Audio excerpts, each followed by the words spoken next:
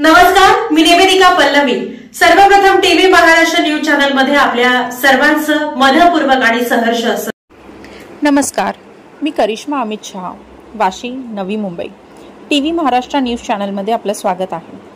गणपतीचा सण आलेला आहे। सगळीकडे गणपतीची जोरात तयारी चालू आहे। मार्केटमध्ये वेगवेगळ्या प्रकारचे गणपती मिळतात, प्लास्टर ऑफ पॅरिस किंवा चायना माती किंवा अजून काही। ह्या गणपतीचं विसर्जन केल्यानंतर ती मूर्ती पूर्णपणे विरघळत नाही आणि अविनय होतो।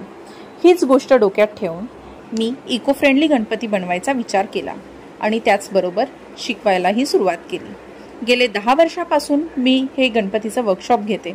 5 वर्षापासून ते 50 ते 60 वर्षापर्यंतचे सगळे लोक ह्यात इन्व्हॉल्व होतात आणि शिवाय आपण हाताने बनवलेल्या मूर्तींमध्ये प्रेम, इमोशन्स सुद्धा इन्व्हॉल्व होतात आणि हा सण ही खूप छान पद्धतीने साजरा केला जातो। या गणपतीचं विसर्जन सुद्धा खूप सोप्या पद्धतीने आहे।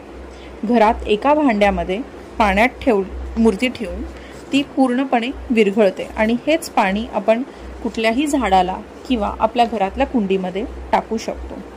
अशा प्रमाणे आपण इको फ्रेंडली गणपतीचा जास्तीत जास्त वापर केला पाहिजे आणि आपल्या निसर्गाला सांभाळलं पाहिजे। धन्यवाद।